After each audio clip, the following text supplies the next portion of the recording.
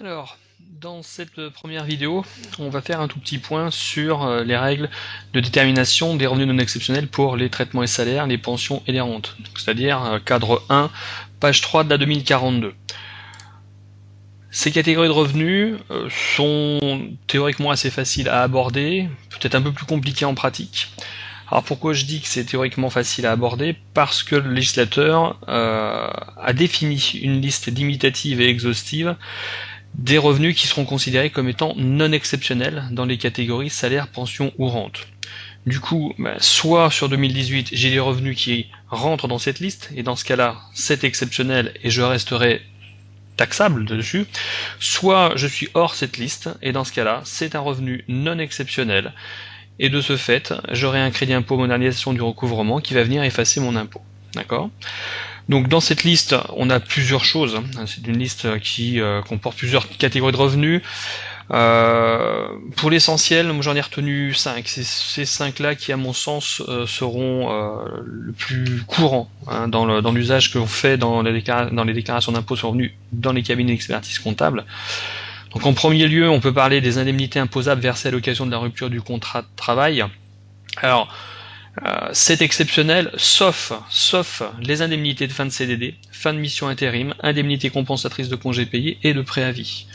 Donc, ce qui signifie que, dans le slide que je diffuse, ce qui est entre parenthèses est par nature non exceptionnel. Donc resterait exceptionnel finalement que les indemnités qui seraient imposables, donc apparaîtraient en net imposable bas de bulletin de paye, hors ces éléments-là, ce qui sera a priori plutôt rare en pratique, sauf à avoir des indemnités de rupture assez conséquentes. D'accord ? Donc pour l'essentiel, sur une grande partie un petit peu des dossiers qu'on pourrait gérer, on ne devrait pas être tracassé par ce type de revenu-là. En deuxième lieu, on risque de rencontrer pas mal les aides et allocations capitalisées servies en cas de conversion, de réinsertion ou pour la reprise d'une activité professionnelle. Il s'agit des ARCE capitalisés. Donc vos chômeurs, créateurs, repreneurs d'entreprise, quand ils perçoivent du chômage sur 2018, ils le perçoivent de deux manières différentes. Soit ils maintiennent la rente, et dans ce cas-là, la rente est considérée comme un revenu non exceptionnel et ils ne seront pas taxés dessus. Soit au contraire, ils ont fait le choix du capital sur 2018, et le capital est considéré comme un revenu exceptionnel qui restera taxable. D'accord ? Donc à traiter comme tel. On risque de rencontrer également, dans ces catégories de revenus, tout ce qui est somme perçue au titre de la participation, intéressement non affecté à un plan d'épargne salariale. Et oui, les sommes que je vais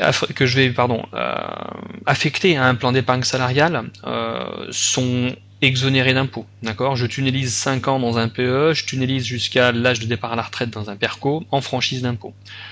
Qu'est-ce qui va rester d'imposable ? Ce sont les éléments que je ne mets pas dans ces plans d'épargne salariale et que j'appréhende directement. C'est des sommes qui vont bien apparaître en net imposable bas de bulletin de paye. Le législateur va considérer, peu importe qu'il y ait récurrence dans le temps, que ce sont des revenus par nature exceptionnels. On aura également des revenus qui correspondent par leur date normale d'échéance à une ou plusieurs années antérieures ou postérieures. Donc c'est des revenus anticipés, des revenus différés. Donc on peut retrouver notamment sur des rappels de salaire d'années antérieures suite à des jugements de prud'homme, ou bien ça peut être un déblocage de retraite d'un coup qui arriverait sur 2018 pour traitement de dossier. On a enfin, à mon sens, des gratifications surérogatoires que l'on risque de trouver dans les dossiers. Donc gratification surérogatoire, c'est tout ce qui est gratification sans lien avec un contrat de travail, sans lien avec une convention, sans lien avec un usage dans l'entreprise. Du coup, tout ce qui n'est pas contractuel est exceptionnel, tout ce qui n'est pas conventionnel est exceptionnel, tout ce qui n'est pas dans l'usage de l'entreprise est exceptionnel. A contrario, tout ce qui est contractuel n'est pas exceptionnel, donc ne sera pas taxable.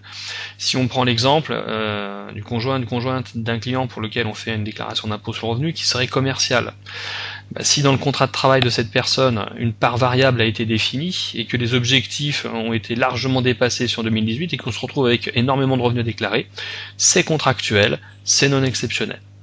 De la même manière, tout ce qui sera conventionnel, des primes transport, des primes paniers, des primes 13e mois, tout ceci, conventionnel, sera considéré comme non exceptionnel et donc non taxable. Et de la même manière, pour tout ce qui est usage, donc des primes qui reviendraient de manière régulière et qui seraient dans une fourchette de somme à peu près équivalente d'une année sur l'autre, seraient également considérées comme non exceptionnelles. si ça fait plusieurs années que chaque fin d'année on perçoit en tant que salarié une prime entre 1000 et 3000, 1000 et 3000 euros, et bien si je reperçois entre 1000 et 3000 euros sur 2018, on a un caractère d'usage, donc une prime qui ne sera pas considérée comme exceptionnelle et donc non taxée. D'accord ?